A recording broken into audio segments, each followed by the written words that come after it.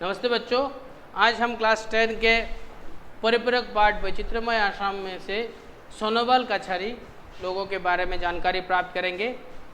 सोनोवाल कछारी सोनोवाल कछारी समाज के लोग पहले मंगोलियों के रूप में असम में प्रवेश किए थे। मंगोलिया मतलब चीन देश से वो लोग होते हुए असम में आए थे।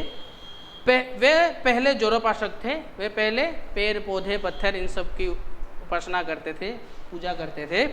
कालांतर में बाद में धीरे धीरे काल के परिवर्तन के साथ साथ वे किरात धर्म को अपना कर खेती बाड़ी तथा यातायात की सुविधा के लिए नदी या पहाड़ के आसपास क्षेत्रों में बसने लगे। किरात धर्म एक पुराना धर्म है जो वेदों में मिलता है, उसका विवरण, ठीक है। तो वो धर्म को अपनाकर, वो हिंदू धर्म का ही एक भाग है, हिंदू धर्म ही है, सोच लो, ठीक है। इस धर्म को अपनाकर वो लोग खेती बाड़ी खेत कृषि करते थे। यातायात की सुविधा के लिए वो लोग मतलब आने जाने की सुविधा हो, इसलिए वो लोग नदी या पहाड़ के आसपास के क्षेत्रों में बसने लगे थे।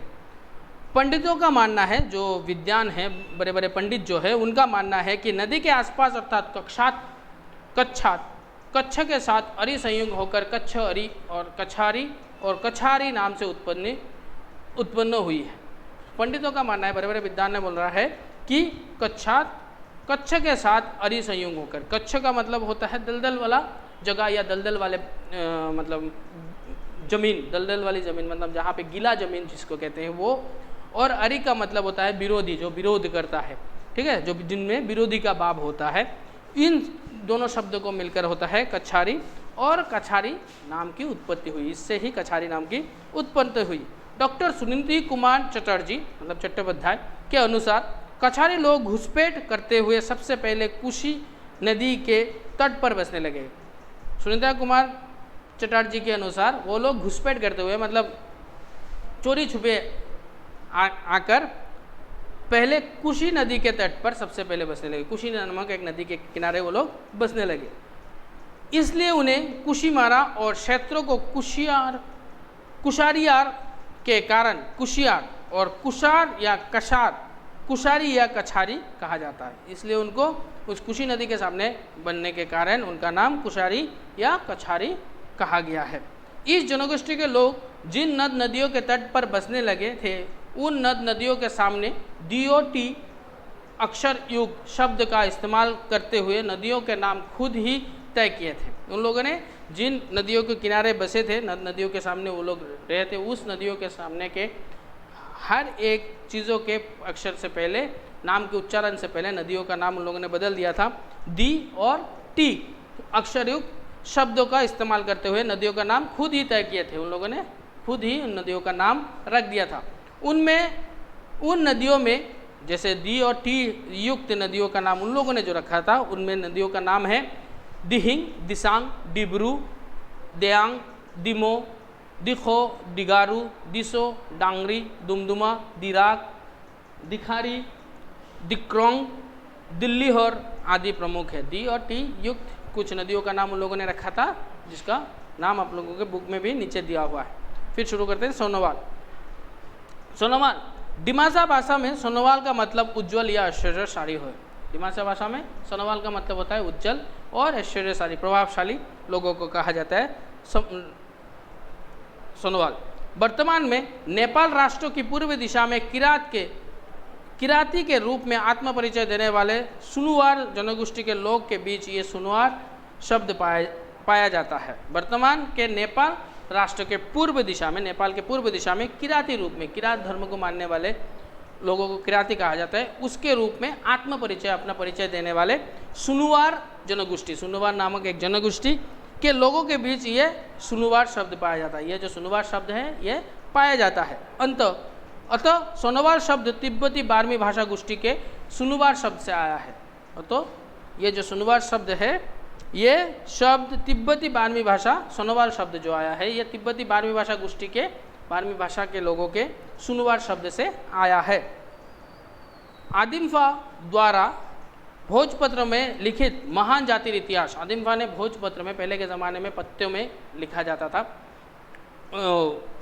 कोई भी किताब हो, ग्रंथ हो, उसमें लिखा जाता था। पहले के ज़माने के जो ग्रंथ है उसमें भोजपत्र में उन्होंने लिखा था महान जातिर इतिहास, महान जाति का इतिहास में उल्लेख है कि चुकाफा के सोमार में प्रवेश करने के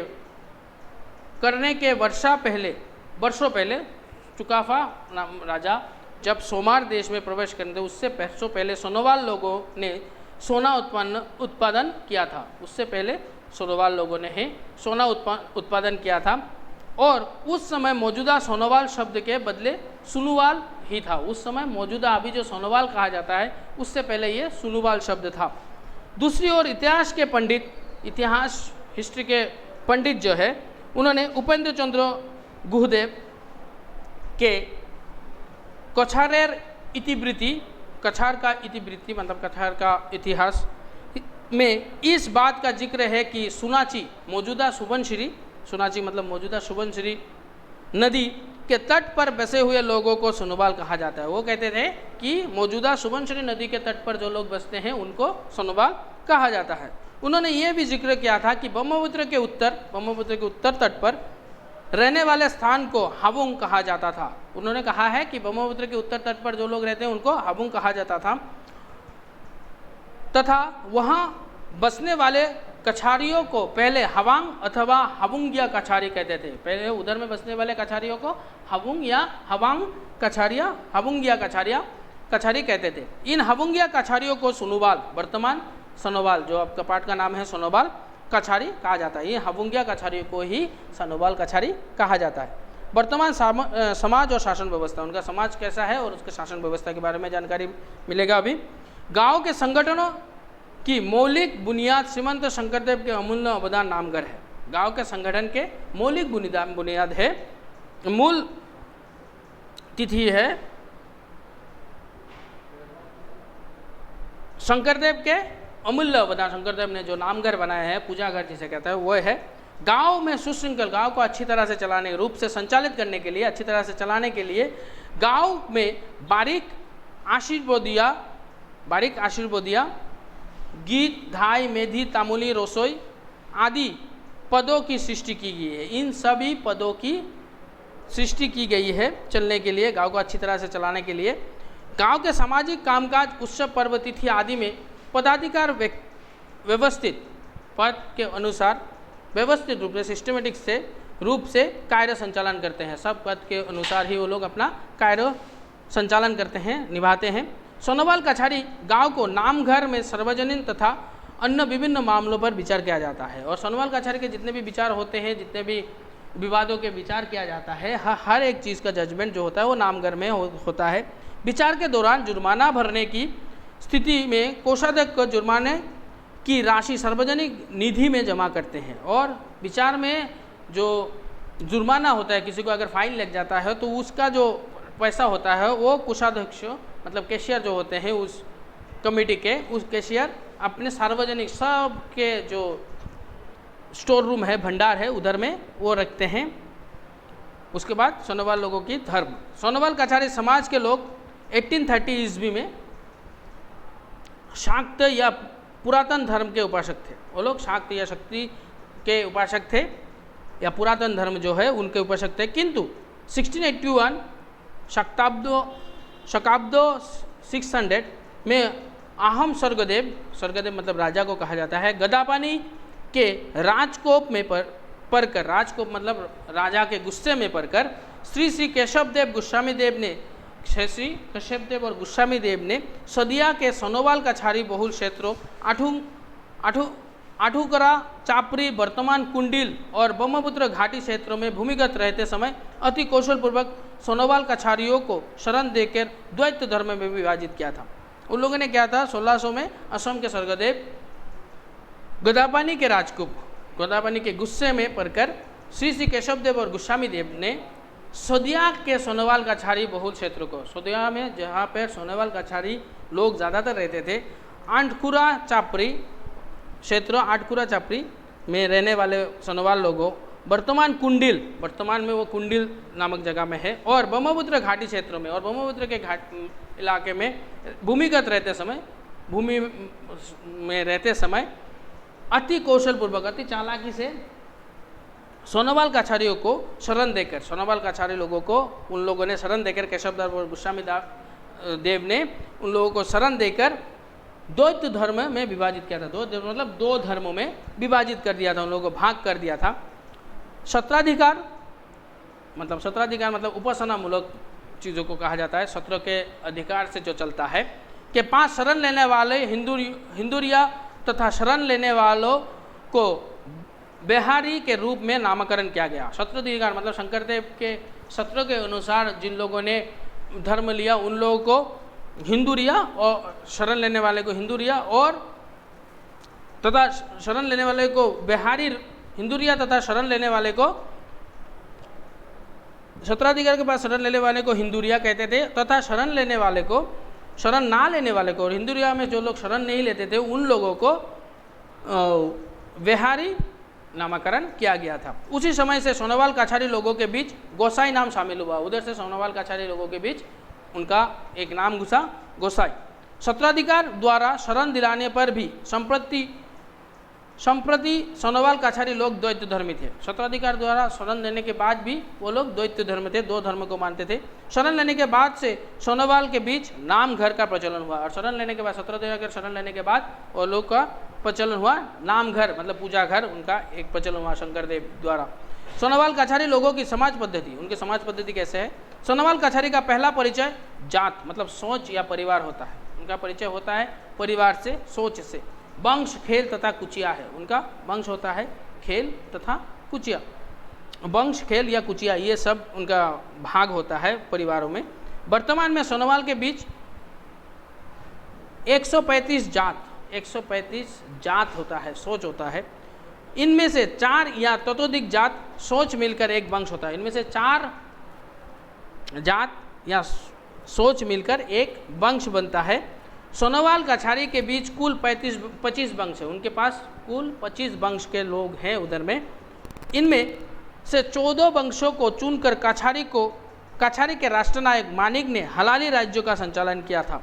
उनमें 14 वंशों को लेकर काछारी के राष्ट्रनायक जो थे, राष्ट्र के अधिपति जो थे, उन्होंने मानिक ने हलाली राज्यों का संचालन किया, हलाली नामक राज्य का संचालन किया। सोनोवाल काछारियों के विवाह के मामले में सबसे पहले जात, सोच या तो वंश का विचार किया जाता है। उनके विवाहों में सबसे पहले जात, सोच या वंश का विचार किया जाता है। एक ही जात मतलब एक ही सोच या वंश के लोगों को एक ही परिवार के भाई भाई के रूप में स्वीकार किया जाता है और एक ही जात के या सोच के रहने वाले लोगों को भाई में विचार किया जाता है। सोनोवाल काछारियों के घर बनाने की पद्धति, उनके घर कैसे होता है? हायदंग गीत के अनुसार पूर्व में भंडार, पूर्व में उनका भंडार होता है, स्टोर रूम। पश्चिम में गोराल, ठीक है, मेन घर जो होता है। उत्तर में हांडी मतलब चूल्हा, किचन रूम सोच लो। तथा दक्षिण में गोरू, और दक्षिण में गोरू रखा जाता है। उन लोगों का बड़ो घर पूर्व की ओर मुंह करके होता है। उनका जो मेन रूम होता है वो पूर्व दिशा की ओर मुंह करके होता है। तथा मारल घर मतलब गेस्ट रूम, जहाँ पे लोगों को रखा जाता है, गेस्ट रूम उत्तर दक्षिण की ओर मुंह, उनका गेस्ट रूम का मुंह होता है उत्तर दक्षिण की ओर करके बनाया जाता है। उत्तरी दिशा में फर्श या पक्का घर का निर्माण किया जाता है। और उत्तर दिशा में फर्श या पक्का घर जो हम लोग का जो घर होता है, आरसीसी बिल्डिंग सोच लो, ऐसा घर बनाया जाता है। अतिथि के लिए मारल घर का निर्माण किया जाता है। ये जो मारल घर बनाया जाता है ये सिर्फ अतिथियों के लिए होता है, गेस्ट के लिए होता है। लोक साहित्य, उनका लोक साहित्य आम लोगों द्वारा रचित साहित्यों की लोक साहित्य है। आम लोग द्वारा मतलब आम आदमी, सोनोवाल लोगों के आम आदमी द्वारा रचित साहित्य ही लोक साहित्य होता है। इस तरह का साहित्य एक व्यक्ति से दूसरे व्यक्ति तक पहुंचकर युग युगांतर से कृष्टि संस्कृति इतिहास वहन करता है। ये समाज की संस्कृति और इतिहास का वहन करता है एक से दूसरे लोगों के पास जाकर। इसके अलावा मौखिक रूप में रचित, इसके अलावा मौखिक रूप से मुंह से बोलने के रूप में रचित, एक के मुंह से दूसरे के मुंह तक पहुंचकर जीवित रहने वाले प्राचीन नाम हैं। एक से दूसरे के मुंह में पहुंचकर जीवित रहने वाले प्राचीन नाम, पद, मालिता, लोकोक्ति मतलब फेस इडियम्स, ऐसे कुछ कल्पित कहानियाँ, कल्पना के आधारित जो कहानियाँ होते हैं, ये सब आदि उल्लेखनीय कुशल साहित्य है। ये सब ही अच्छे साहित्य, दक्ष साहित्य है। वर्तमान तक उपलब्ध लोक साहित्यों में से हायदंग गीत वर्तमान में उपलब्ध जितने भी लोक साहित्य है सोनोवाल लोगों का, उनमें से हाइदंग गीत, हुजुरू गीत, बहुबा नृत्य के गीत, आईनाम, धाईनाम, लाखिमी नाम, ओपेश्वरी नाम, गोसाई नाम, फूल कोवर, मणि कोवर के गीत, जना घाबरू के गीत, दोइनी के गीत, मरणामरा गीत, बुहू गीत, तरासिया गीत आदि प्रमुख है। ये सोनोवाल लोगों के जितने भी गीत है ये सभी प्रमुख है। एक से मुंह से दूसरे के मुंह तक पहुंचने वाला ये तमाम साहित्य फिलहाल लिखित रूप में प्रकाशित हुआ है। ये एक से मुंह से दूसरे के मुंह में पहले जाता था, अभी ये सभी चीज़ लिखित रूप में प्राप्त होता है, रिटन डॉक्यूमेंट में है। सोनोवाल कछारियों के धार्मिक पूजा पर्व, उनके धार्मिक पूजा पर्व कैसे होते हैं? सोनोवाल कछारियों में द्वैत धर्म विराजमान है, मतलब दो धर्म जो पहले में हम लोगों ने मैंने बता दिया आप लोगों को कि द्वैत धर्म प्रचलन है, दो धर्म है उनमें, शाक्त और वैष्णव। शाक्त मतलब शक्ति के उपासक और वैष्णव मतलब विष्णु के उपासक हैं। एक शाक्त धर्म को मानते हैं, शक्ति के देवियों की पूजा करते हैं, और एक विष्णु भगवान की पूजा करते हैं। रामायण महाभारत के समय से, रामायण महाभारत जब लिखा गया उस समय से, जब हुआ था उस समय से ही सोनोवाल समाज के लोग किरात या पुरातन धर्म का पालन करते हैं। ये लोग किरात धर्म या पुरातन धर्म, पुराना जो धर्म था उसको पालन करते थे। किंतु सन 1681 में वैष्णव धर्म का प्रभाव पड़ने पर वे नव वैष्णव धर्म ने सोनोवालों के पूजा पर में कोई खास प्रभाव नहीं फैला सका। मतलब जब वैष्णव धर्म का प्रवर्तन हुआ, शंकरदेव ने वैष्णव धर्म का प्रवर्तन किया था, नव वैष्णव धर्म ने, इस नव वैष्णव धर्म ने सोनोवाल के पूजा पर्व में, उनके जो पूजा पर्व में पुराना जो परंपरागत वो लोग पूजा पर्व करते थे, उसमें कोई खास प्रभाव नहीं फैल सके। ये नव वैष्णव धर्म के लोग धर्म लेने के बाद भी पारंपरिक रूप से चली आ रही विभिन्न पूजाओं में बाइथो पूजा, उनके पारंपरिक तरीके से जैसे पूजा होते थे पुराने ज़माने से, उसमें से है बाइथो पूजा, गोजाई पूजा, गातीगिरी पूजा, स्वर्गदेव पूजा, जलखाई पूजा, क्षत्रिय शाल की पूजा, बुरा बुरी शाल की पूजा, बलिया बाबा की पूजा, कोचाई खाती पूजा, कोलियाई शोभा, बाट भेड़ा शोभा, खिनभंगा पूजा, गोकलिका पूजा, कुलचामोन पूजा, बोरचामोन पूजा के अलावा लक्ष्मी तोला उठाने शोभा, भूर बहाने ओटुओबा शोभा, बोली शोभा, चंगली मछली मछोर शोभा, नौरा सिंह भोज, खोरगिया शोभा, बाड़ी चुकोर शोभा आदि शामिल है। ये सभी उनके पूजा पर्व में शामिल होता है। इसी तरह सोनोवाल के विभिन्न सामाजिक कार्य जैसे लक्ष्मी शोभा, आई सोकाम, बनारी चुकोर सोकाम, नौ पुरुषिया सोकाम, बुरी पालना, पोहा या चावल खिलाना, खौबा सोकाम, मृतक को देने, पिंड देने, आयु तोला, आई शोभा, अपेश्वरी शोभा आदि विद्यमान है। मृतक को पिंड देते हैं जो हिंदू शास्त्रों के हिसाब से हैं, ये सब भी उनके उधर में विद्यमान है, अभी भी प्रचलित है। विभिन्न नृत्यों में बहुआ नृत्य, होगरा नृत्य, लेसरी, कोलाबुरी नृत्य, हाइदांग नृत्य आदि सोनोवाल में काफ़ी प्रासंगिक है। ये सभी नृत्य उनमें अभी भी प्रासंगिक है। सोनोवाल कछारियों का वर्तमान अवस्थान, उनके वर्तमान अवस्थान कैसा है? प्राकृतिक आपदा, प्राकृतिक जैसे भूकंप सोच लो, साइक्लोन सोच लो, कोई भी प्राकृतिक आपदा तथा विभिन्न पक्षों के साथ लड़ाई लड़कर, विभिन्न लोगों के साथ वो लोग लड़ाई लड़कर सोनोवाल कछारियों का एक बड़ा हिस्सा सोदिया से आकर ऊपरी असम में के मौजूदा 11 जिलों में बसने लगे हैं। अभी वो लोग एक बड़ा हिस्सा, एक बड़ा दल संगठन सोच लो सोनोवाल लोगों का है, आकर ऊपरी असम के मौजूदा 11 जिलों में, ऊपरी असम के मौजूदा 11 जिलों में वो लोग आकर बसने लगे हैं। ऊपरी असम के जिले हैं, उनके जो जिलों का नाम है लखीमपुर, धेमाजी, तिनसुकिया, डिब्रूगढ़, शिवसागर, जोरहाट तथा गोलाघाट। अभी इन सब जगहों में वो लोग आकर बसने लगे हैं। असमिया जातीय जीवन के विभिन्न क्षेत्रों में योगदान देने वाले सोनोवाल कछारियों के कई विशिष्ट व्यक्तियों के बारे में नीचे संक्षेप है। उनके जातियों, असमिया जातीय जीवन के विभिन्न क्षेत्रों में योगदान जो सोनोवाल लोगों ने दिया था, उनमें कुछ लोगों का नाम नीचे, उनका विवरण नीचे मिलेगा हम लोग। गगन चंद्र सोनोवाल एक का नाम है, एक व्यक्ति का नाम है गगन चंद्र सोनोवाल। साहित्य संस्कृति के साधक, वो साहित्य संस्कृति के साधक थे। गगन चंद्र सोनोवाल का जन्म तिनसुकिया जिले के बरहावजान के समीप सुकानगुरी चाय बागान में सन 1926 के 24 दिसंबर को हुआ था।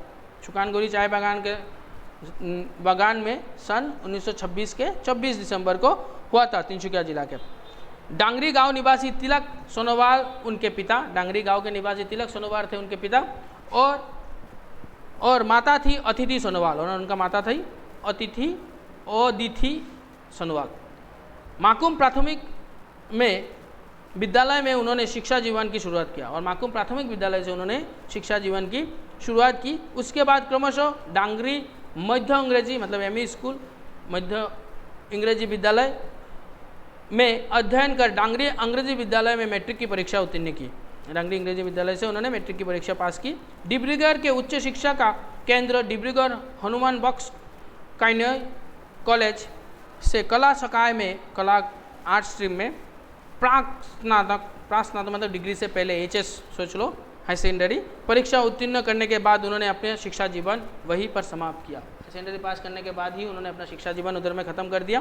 तिनसुकिया जिले के काकपथार में सन 1947 में 1947 में मध्य अंग्रेजी, ये इधर में थोड़ा प्रिंटिंग मिस्टेक है, आप लोग बुक में चेक करना, 1947 आई थिंक, अंग्रेजी विद्यालय में प्रतिष्ठित शिक्षक के रूप में अपना कर्म जीवन शुरू किया। उन्होंने अंग्रेजी विद्यालय से प्रतिष्ठापक मतलब फाउंडर टीचर के रूप में प्रतिष्ठापक शिक्षक के रूप में अपना कर्म जीवन शुरू किया। शुरुआत कर वहीं से सहायक शिक्षक मतलब असिस्टेंट टीचर के रूप में 31 दिसंबर 1988 को अवकाश प्राप्त किया। उन्होंने रिटायरमेंट ली 31 दिसंबर 1988 को। शिक्षक की नौकरी करने के अलावा सोनोवाल देव ने स्वावलंबी बनने के लिए, आत्मनिर्भर बनने के लिए आजीविका हेतु कृषि कार्यों में अपना नियोजित किया था। उन्होंने कृषि कार्य भी किया था अपना जीवन निर्वाह करने के लिए, आत्मनिर्भर बनने के लिए। डांगरी स्थित मध्य अंग्रेजी विद्यालय में 5वीं कक्षा में अध्ययनरत अवस्था में ही गगनचंद्र सोनोवाल देव ने साहित्य चर्चा शुरू की। उन्होंने साहित्य चर्चा शुरू की 5वीं कक्षा में अध्ययनरत अवस्था में, जब वो क्लास 5 में पढ़ते थे।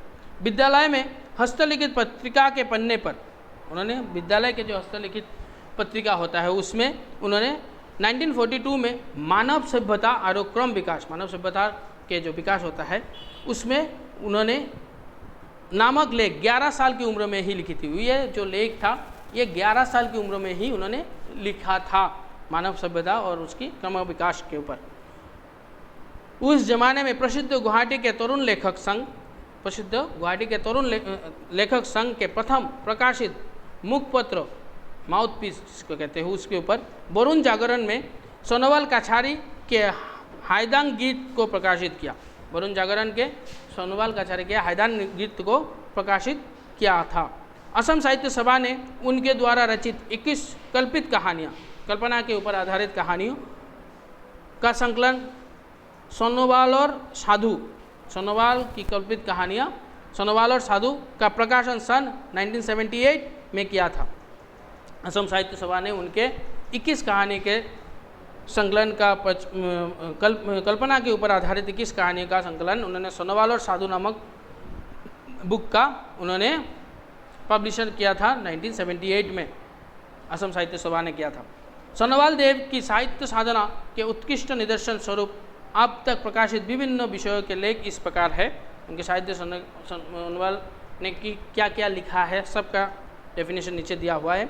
सोनोवाल कछारी सकलर ऐतिह्य, सोनोवाल कछारी का ऐतिह्य, असम संस्कृति सोनोवाल और सकलर अवदान, असम संस्कृति में सोनोवाल लोगों की योगदान, लोक साहित्य संग्रह जैसे गीत, मात, हायदंग, हुजूरी, आई नाम, औपेचरा नाम, लक्ष्मी नाम आदि। अन्य रचनाएं में 13 अमूल्य निबंध जिनका कोई मूल्य नहीं लगा सकते, ठीक है। भाषण माला में शामिल है 19 भाषण उन्होंने जो 19 स्पीचेस दिए थे, जो लेक्चर दिए थे वो सब, 6 कविताएं, ये सभी विचित्र साहित्य संभार गगनचंद्र सोनोवाल देव के जीवन की कृतियाँ है। सांस्कृतिक जीवन के गुरु विष्णु प्रसाद राभा के साथ मिलकर उन्होंने सोनोवाल कछारी के समाज जीवन के इतिहास स्वरूप हुजूरी गीत को सैखोबा के बिस्नी गांव से सन 1942 में संग्रह किया था। सैखोबा से बिक्री गांव से उन्होंने बिस्नी गांव से उन्होंने 1942 में संग्रह किया था हुजूरी गीत को। उन्होंने काकपथार में प्रथम शाखा साहित्य सभा का गठन किया। काकपथार में उन्होंने साहित्य सभा का फर्स्ट ब्रांच बनाया। अविभाजित डिब्रूगढ़ जिले के अध्यक्ष थे, प्रेसिडेंट, तथा तिनसुकिया जिले के संस्थापक अध्यक्ष, संस्था के अध्यक्ष थे वो पद को भी सुशोभित किया था। उन्होंने इन दोनों पदों को उन्होंने संभाला था। असम साहित्य सभा के कई अधिवेशनों में उन्होंने प्रतिनिधि के रूप में भाग लिया। साहित्य सभा के बहुत सारे अधिवेशनों में उन्होंने एज ए रिप्रेजेंटेटिव भाग लिया था। असमिया भाषा साहित्य संस्कृति के एक निष्ठावान कर्मी के रूप में स्वीकृति देकर असम सरकार ने सोनोवाल देव को साहित्यिक पेंशन भी प्रदान किया।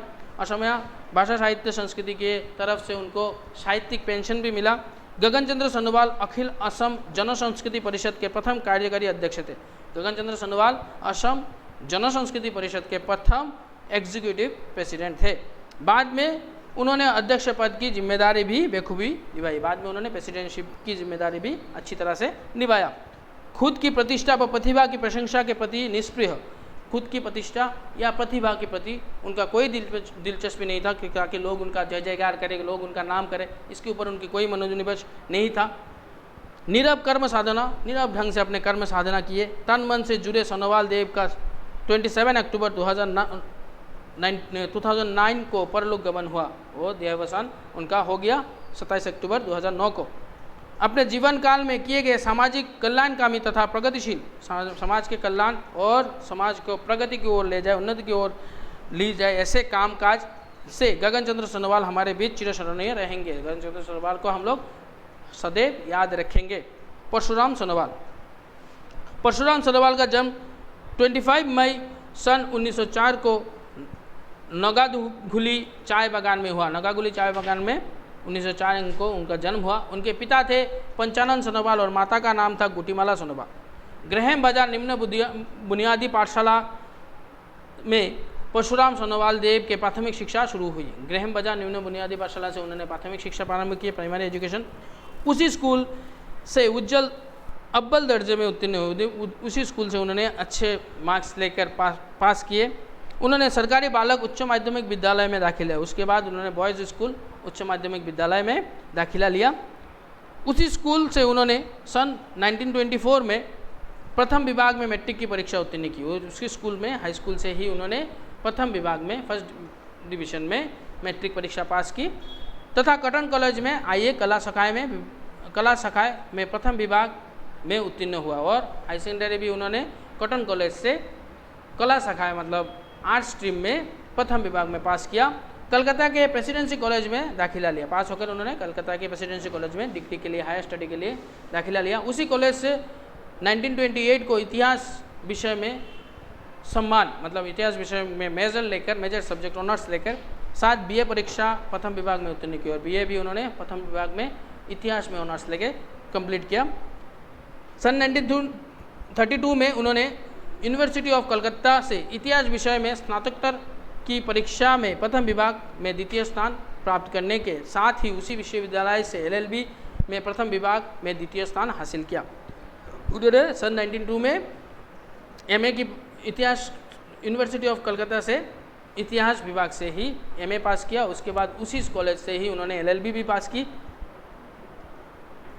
दोनों ही प्रथम विभाग में पास किया था। परशुराम सोनोवाल सिर्फ लिखाई पढ़ाई में ही निपुण थे ऐसे नहीं, वो सिर्फ पढ़ाई लिखाई में ही अच्छे थे ऐसे बात नहीं है।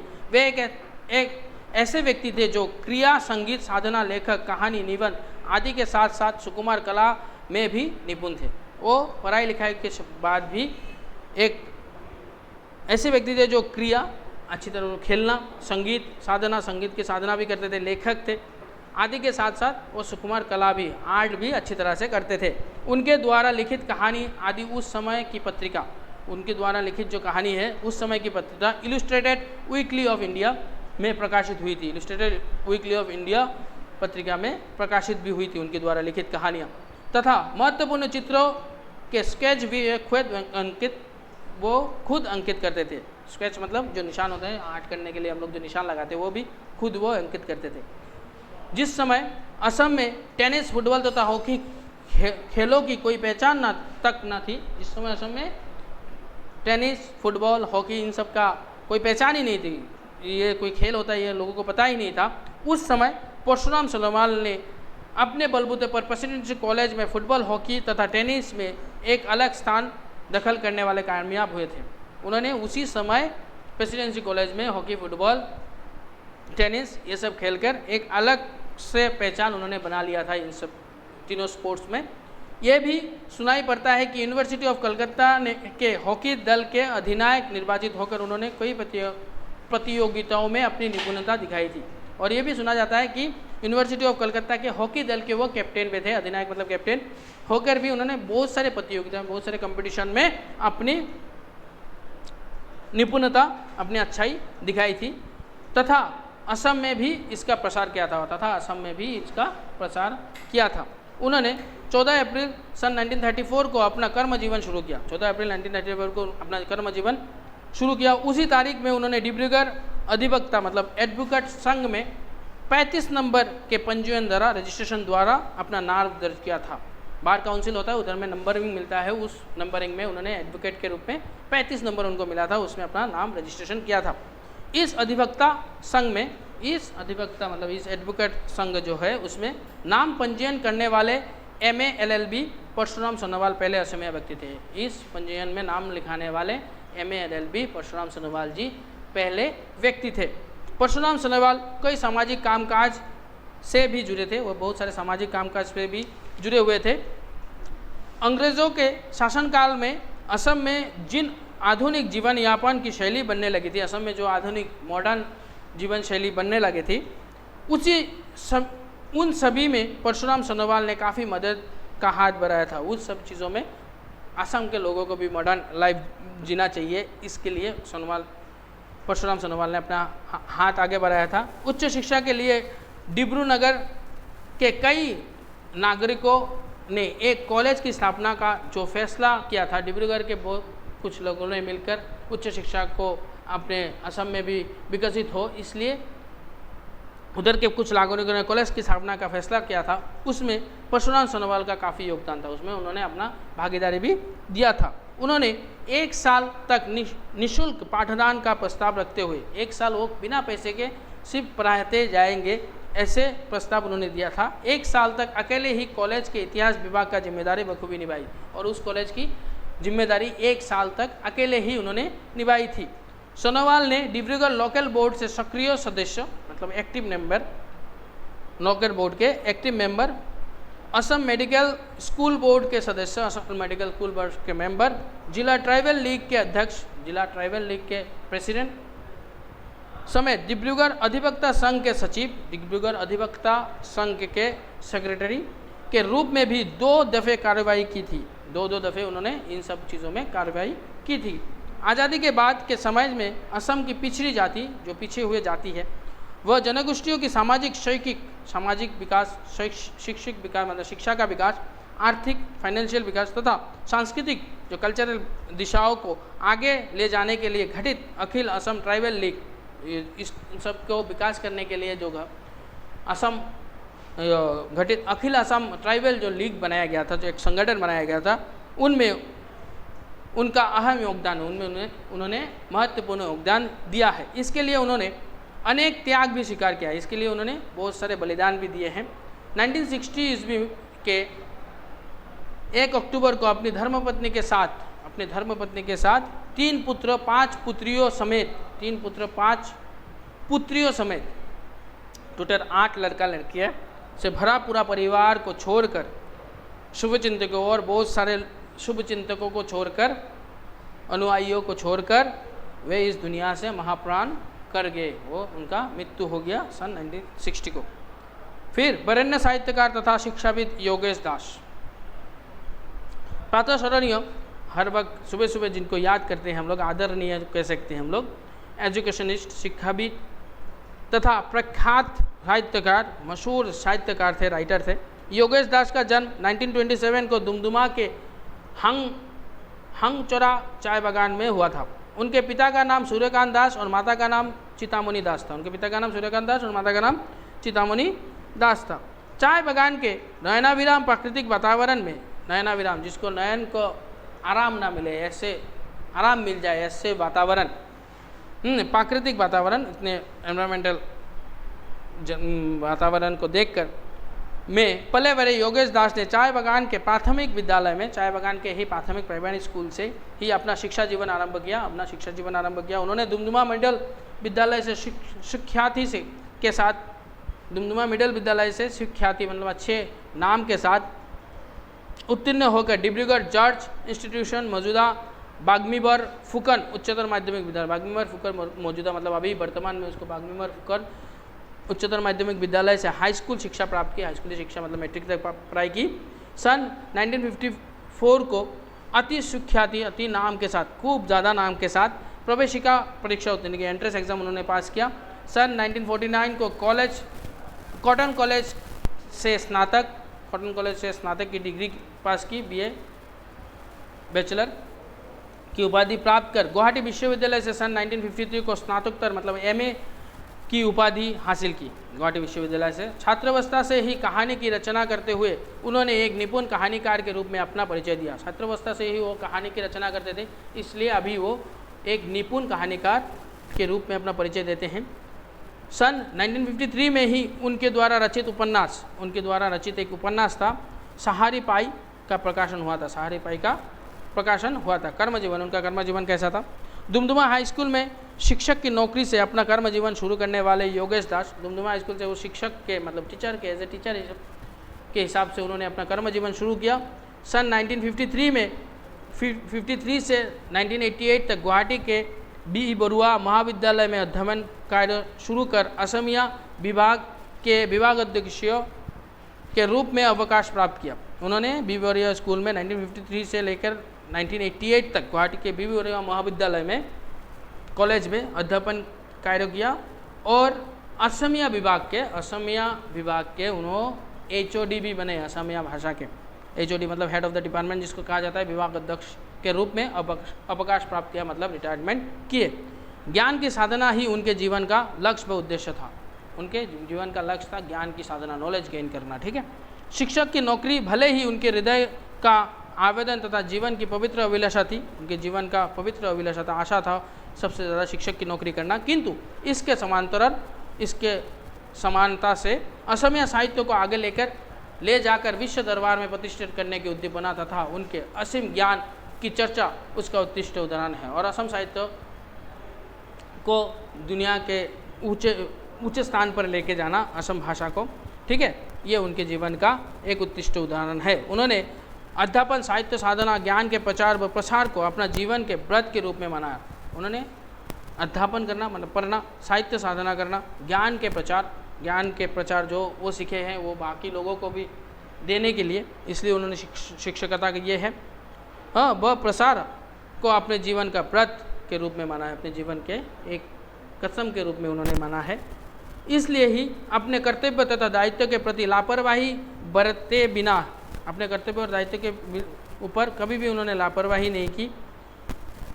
बिना वे पत्रकारिता की दुनिया से भी जुड़कर अति निष्ठा से, पत्रकारिता मतलब एडिटरी, न्यूज़ राइटर जो होते हैं, एडिटर जो कहते हैं, ये इन सब से भी उन्होंने जुड़ा है अपने जीवन में, जुड़कर अति निष्ठा से देश सेवा, जन सेवा तथा समाज सेवा में जुट गए थे। इन सब में जुड़कर वो देश सेवा, समाज सेवा और जन सेवा करने लगे। नतून असमिया नामक अखबार के उपसंपादक, डेप्यूटी एडिटर, दैनिक असम अखबार के सहायक प्रधान, चीफ एडिटर, प्रधान संपादक, सहायक प्रधान संपादक मतलब चीफ एडिटर, तथा प्रहरी व अधिनायक के संपादक, प्रहरी नामक पत्रिका और अधिनायक नामक पत्रिका के वह संपादक मतलब एडिटर कार्य से भी वो जुड़े हुए थे। वे असम साहित्य सभा पत्रिका के भी संपादक थे और असम साहित्य सभा पत्रिका के भी वो संपादक थे मतलब एडिटर थे। साहित्य कृति, उनकी जो साहित्य कृतियाँ है वो अभी मिलेगा हम लोगों को। योगेश दास एक स्वनामधन्य, एक नामचीन, सफल तथा मानवीय मूल्यबोध से परिपूर्ण साहित्यकार थे। मानवीय मूल्यबोध, मानव को क्या चीज़ की ज़रूरत होता है, हर एक चीज़ उनको पता होता था। ठीक है, मूल्यबोध से परिपूर्ण साहित्यकार थे। योगेश दास रचित कहानी संकलनों में है पपिया तोरा 1956, डाबर और अरे अरे 1958, ऐसे बहुत सारे कहानियाँ आपको इधर में मिलेंगे। फिर सम्मान तथा पुरस्कार, उनको कौन कौन से सम्मान मिला है और कौन कौन से पुरस्कार मिला है। सन 1985 के 8, 9 तथा 10 फरवरी को उन्होंने बिहोपुरिया के श्री श्री महादेवदेव क्षेत्र में आयोजित असम साहित्य सभा के 51वें अधिवेशन की अध्यक्षता की, प्रेसिडेंटशिप की है उन्होंने उधर में। साहित्य सभा अधिवेशन में अध्यक्ष के अभिभाषण मतलब अध्यक्ष के भाषण में उन्होंने तथ्य व चिरस्मरणीय भाषण प्रदान करते हुए एक ऐसे चिरस्मरणीय भाषण प्रदान करते हुए एक महान चिंतक, एक अच्छे थिंकर का परिचय दिया है। एक अच्छा भाषण प्रेसिडेंट के रूप में उन्होंने एक भाषण दिया जो भाषण लोगों को चिरस्मरणीय रहेगा। वो एक अच्छे थिंकर थे, इसका परिचय उन्होंने दिया है। यशस्वी गद्य शिल्पी, कीर्तिमान गद्य शिल्पी योगेश दास ने अपने जीवन में अनेक पुरस्कार आदि प्राप्त किए हैं, बहुत सारे पुरस्कार उनको मिला है। सन 1980 में पृथ्वीर अशोक नामक ग्रंथ के लिए उन्हें साहित्य अकादमी पुरस्कार मिला है। सन 1986 में आंको बने ग्रंथ के लिए मोक्षदानंद पाठक शिशु साहित्य पुरस्कार तथा सन 1989 में एनाजोरी ग्रंथ के लिए सीतानाथ ब्रह्म चौधरी पुरस्कार प्राप्त हुआ है। सन 1994 में उन्हें असम उपत्यका साहित्य पुरस्कार से नवाजा गया। ये बहुत सारे पुरस्कार उनको मिला है। इस महान स्थितप्रज्ञ तथा वरेण्य व्यक्ति का सन 1999 के 9 सितंबर को देहावसान हो गया। 1999 के 9 सितंबर को उनका देहांत हो गया।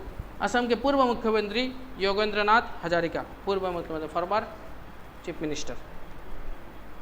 असम के पूर्व मुख्यमंत्री योगेंद्रनाथ हजारिका असम के लोगों के बीच योगेन हजारिका नाम से अधिक जानकार है। योगेन हजारिका नाम से हम लोग उनको ज़्यादा जानते हैं। वे सभी गुणों से विभूषित थे। उनके ऊपर कि कौन सा गुण इंसान में चाहिए, सभी गुण उनमें भरपूर था। पहनावे में सफ़ेद खादी, पहनावे में वो सफ़ेद रंग का खादी कपड़ा पहनते थे। सुंदर शारीरिक गठन, उनका गठन भी, शरीर का गठन भी सुंदर था। धीर स्थिर हैं, गंभीर, सभी क्षेत्रों में अनुशासित व सुशृंखल, सभी क्षेत्रों में अनुशासित डिसिप्लिन मेंटेन करके चलते थे। सुशृंखल भाव से चलते थे, अच्छे श्रृंखलता बोध से चलते थे। बातचीत में अति संयम, बातचीत में पूरा पोलाइटली बात करते थे। अति भद्र आचार व्यवहार, उनके आचार व्यवहार भी बहुत भद्र था। बुद्धिदीप्त, बुद्धि के प्रदीप थे। व्यक्तित्वशील गुणों से समृद्ध, एक गौर वर्ण, सुंदर वर्ण, ऊंचे शरीर तथा आसानी से सभी को आकर्षित कर पाने वाले और आसानी से सभी को अट्रैक्ट कर पाने वाले सुशील व्यक्ति थे। वो एक अच्छे व्यक्ति थे। ओस की बूंद की तरह अति पवित्र, ओस की बूंद जैसे फॉग की बूंदे जो गिरता है वो सबसे पवित्र होता है, ऐसे ही उनका जीवन धारण पवित्र था। हृदय उनके चरित्र का भूषण है। हृदय उनका पवित्र, हृदय उनके चरित्र का भूषण है, उनके कैरेक्टर का परिचय देता है। वे एक कृत्य छात्र, एक अच्छे छात्र, आदर्श समाजवादी, आइडियल सोशल वर्कर, सुसंगठक, एक अच्छे ऑर्गेनाइजर, सुलेखक, अच्छे राइटर, बुद्धिजीवी, अच्छे दिमाग वाले, पत्रिका संपादक, न्यूज़ एडिटर, कानूनविद, कानून को जानकारी रखने वाले, दक्ष सांसद, एमपी रहने वाले, अच्छे एमपी, भारत के विदेश मंत्रालय के प्रथम संसदीय सचिव, भारत के विदेश मंत्रालय मतलब फॉरेन मिनिस्टर के प्रथम संसदीय पार्लियामेंट्री सेक्रेटरी वो थे। निपुण राजनीतिज्ञ, अच्छे राजनीतिक जानकारी थे वो। विधायक, एमएलए भी रहे। दक्ष प्रशासक, एडमिनिस्ट्रेटर पावर भी उनमें बहुत ज़्यादा था। ठीक है। विधानसभा के अध्यक्ष, असेंबली के प्रेसिडेंट तथा असम के पूर्व मुख्यमंत्री तथा असम के फॉर्मर चीफ मिनिस्टर थे वो। ठीक है।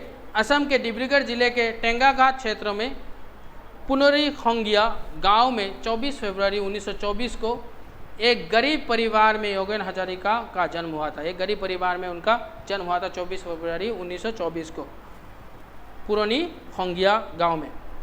उनके पिता का नाम गोपाल चंद्र हजारिका तथा माता का नाम रत्ना हजारिका था। उनके धर्मपत्नी का नाम बीना हजारिका तथा एक लौता पुत्र मंजीत हजारिका है।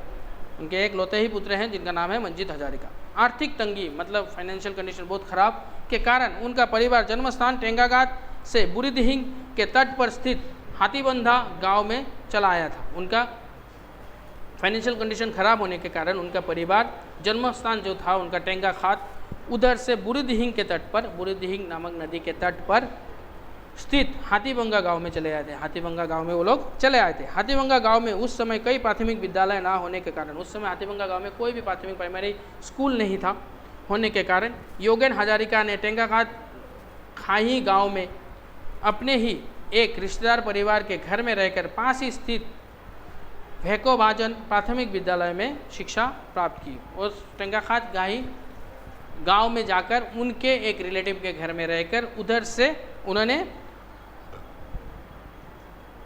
स्थित भेको बाजान प्राथमिक विद्यालय से, प्राइमरी स्कूल से उन्होंने शिक्षा प्राप्त की।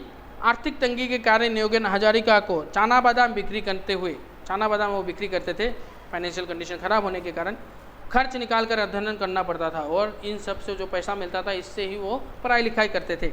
उस समय के दो दयालु व्यक्ति, उस समय के खूब दयालु दो व्यक्ति थे जिन्होंने उनका मदद किया था। डिब्रूगढ़ लोकल बोर्ड के चेयरमैन थे वो, चाय किसान हैं, वो चाय के किसान भी थे। डम्बोरुधर सोइकिया उनका नाम था, डम्बोरुधर सोइकिया, तथा डिब्रूगढ़ के विशिष्ट कानूनविद, अच्छे कानूनविद मतलब अच्छे एडवोकेट, शिक्षाविद वो समाजसेवी शिक्षाविद भी थे अच्छे, और समाज सेवक भी थे। परशुराम सोनोवाल उनका नाम था, परशुराम सोनोवाल, जिनके बारे में हम लोगों ने थोड़ी देर पहले पढ़ा था। उन्होंने उनकी परशुराम सोनोवाल की प्रेरणा तथा आर्थिक मदद से उन्होंने उनको मदद किया था पढ़ाई लिखाई में। मदद से उन्होंने सन 1941 को डिब्रूगढ़ सरकारी बालक हाई स्कूल से मैट्रिक परीक्षा में उत्तीर्ण होकर उन्होंने सरकारी बालक स्कूल से, बॉयज स्कूल से, हाई स्कूल से मैट्रिक परीक्षा पास की। सन 1946 को कॉटन कॉलेज से स्नातक, 1946 को कॉटन कॉलेज से डिग्री हासिल की। 1949 को कलकत्ता विश्वविद्यालय से अर्थनीति शास्त्रों में, इकोनॉमिक्स में ऑनर्स लेकर एमए कंप्लीट किया, तथा 1952 को इकोनॉमिक्स लेकर एमए कंप्लीट किया, ऑनर्स नहीं सॉरी, इकोनॉमिक्स में एमए किया उन्होंने।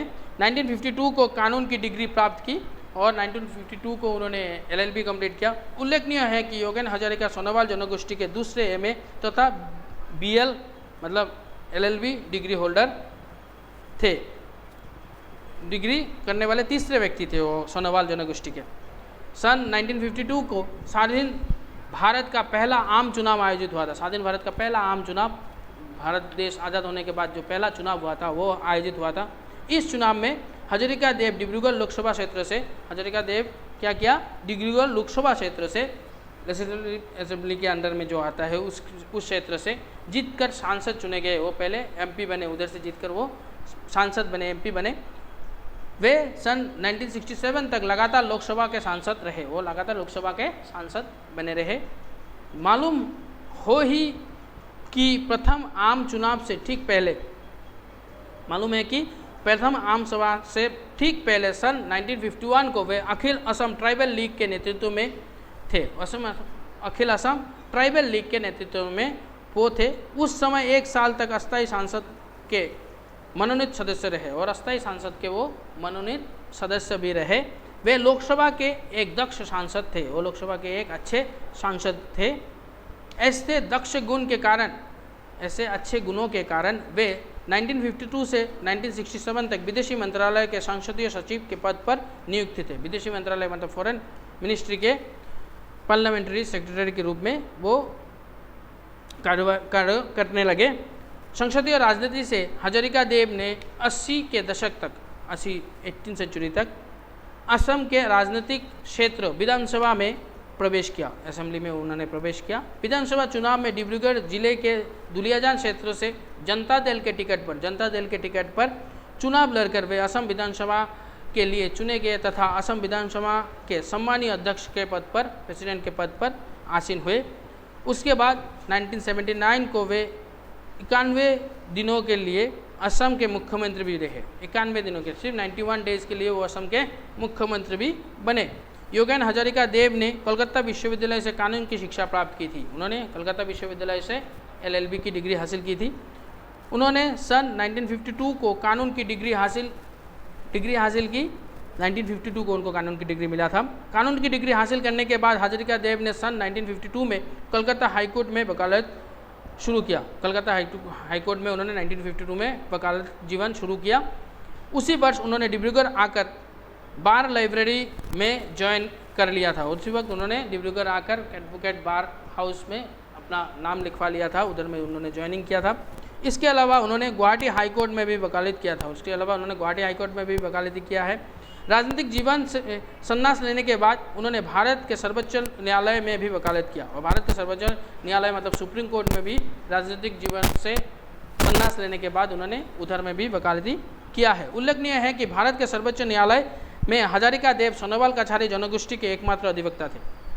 और उल्लेखनीय ये भी है कि सर्वोच्च न्यायालय सुप्रीम कोर्ट में एडवोकेट होने वाले हजारिका देव ही सोनोवाल कछारी जनगोष्ठी के एकमात्र अधिवक्ता थे, एकमात्र एडवोकेट है सोनोवाल जनगोष्ठी के।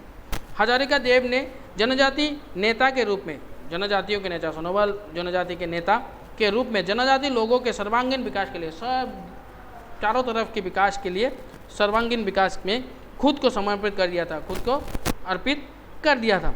जनजाति लोगों के सर्वांगीण विकास के लिए गठित कुछ दल संगठनों के साथ वे कैसे जुड़े हुए थे उसका एक संक्षिप्त आभास नीचे दिया गया है। सन 1933 में असम के मैदानी इलाके में बसे सभी जनगोष्ठियों का राजनीतिक संगठन ट्राइबल लीग का गठन हुआ था। 1933 में ट्राइबल लीग का गठन हुआ था, राजनीतिक संगठन। इस ट्राइबल लीग के आदर्शों ने हजारिका देव को गंभीर रूप से प्रभावित किया था। इसके आदर्श ने, इसका जो आइडिया था उसके ने उनको बहुत सारा प्रभावित किया था। इसी हालत में ट्राइबल लीग के तत्कालीन सचिव भीमबर देवरी तथा सदस्य परशुराम सोनोवाल के कार्यालय में हजारिका देव ने उन लोगों के संस्पर्श में आकर ट्राइबल लीग के काम में खुद को शामिल किया था। भीमबर देवरी और परशुराम सोनोवाल के कार्यालय में आकर, उधर में आकर उन लोगों के साथ उन्होंने उन लोगों के साथ खुद को भी उन्होंने ट्राइबल लीग में शामिल कर लिया था। उन्होंने सन 1940 में अखिल असम प्रगतिशील कछारी सम्मेलन के सचिव का दायित्व वहन किया था। अखिल असम प्रगति कछारी सम्मेलन का दायित्वभार ग्रहण किया था, सचिव का, सेक्रेटरी का दायित्व लिया था उन्होंने। हजारिका देव के गुवाहाटी में अध्ययनरत रहते समय all Assam plains and hills tribe student association नाम के एक संगठन का जन्म हुआ था। उन्होंने गुवाहाटी में अध्ययन जब पढ़ाई कर रहे थे तब उधर में all Assam plains and hills tribe student tribal student का एक एसोसिएशन बना था, उस संगठन का जन्म हुआ था। हजारिका देव ने उस संगठन के अध्यक्ष, उस संगठन के प्रेसिडेंट के दायित्व में रहकर संगठन का सर्वांगीण विकास में विशेष योगदान दिया था। संगठन का चारों ओर के विकास में उन्होंने विशेष योगदान दिया था। योगेन हजारिका ने साहित्य चर्चा का संपादन करने के अलावा असमिया तथा अंग्रेजी में लेख आदि भी लिखे थे। उन्होंने सिर्फ साहित्य चर्चा का संपादन नहीं किया था, उसके अलावा उन्होंने अंग्रेजी, असमिया आदि भाषा में उन्होंने बहुत सारे लेख लिखे थे। भारत और स्वाधीनोत्तर चमू विरुंची तथा गण परिषद, भारत की आज़ादी का संक्षिप्त इतिहास तथा गण परिषद क्या है, तथा अंग्रेजी भाषा में लिखित consideration of 25 million soul of trial India Hazarika Dev के दो अति उल्लेखनीय ग्रंथ है। ये दोनों उनके अति उल्लेखनीय ग्रंथ है। ज्ञान पिपासु हजारिका देव ने अपने सुदीर्घ जीवन काल में, पूरे जीवन काल में कई मूल्यवान ग्रंथों को खरीदकर उन सबों का अध्ययन करते हुए, बहुत सारे मूल्यवान ग्रंथों को उन्होंने खरीदकर उनका अध्ययन किया, पढ़ाई किया, उनका करते हुए अपने ज्ञान का भंडार समृद्ध किया था। उनका ज्ञान का जो भंडार है उसको अच्छा बनाया था, समृद्धशाली बनाया था। उन्होंने अपने जीवन काल में संग्रह किए गए 2000 से भी अधिक मूल्यवान ग्रंथों को डिब्रूगढ़ विश्वविद्यालय के राजनीतिक विज्ञान विभाग तथा टेंगाघाट महाविद्यालय के पुस्तकालय में दान दिया था। उन्होंने अपने जीवन काल में जितने सारे बुकों को खरीद कर पढ़ाई किया था, उन सभी बुकों को उन्होंने, मूल्यवान ग्रंथों को, जितने भी मूल्यवान ग्रंथ थे उसको डिब्रूगढ़ विश्वविद्यालय के राजनीतिक विभाग, ठीक है, पॉलिटिकल विभाग में, राजनीति विज्ञान विभाग, ठीक है, और टेंगाघाट महाविद्यालय के पुस्तकालय में दान दिया था, लाइब्रेरी में दान दिया था। विद्यालय के पुस्तकालय में, विश्वविद्यालय और महाविद्यालय के पुस्तकालय में, मतलब लाइब्रेरी में। पहाड़ मैदान के मिलन के साधक, जनजाति नेता व असमिया जाति के निस्वार्थ साधक योगेंद्रनाथ हजारिका 30 सितंबर 1997 को अपने जीवन नाटक को समाप्त कर संसार से परलोक गमन कर दिए। ये महान अनुभव 30 सितंबर 1997 को हम लोगों को छोड़कर उनका इहलोक से परलोक गमन कर लिए थे, उनका देहावसान हो गया था। ये थी आपका पाठ। अगर इस पाठ में आप लोगों को किसी तरह की कोई भी परेशानी होता है तो रात के 8 बजे से लेकर 10 बजे के अंदर मुझे कॉल करके आप लोग पूछ सकते हैं। धन्यवाद।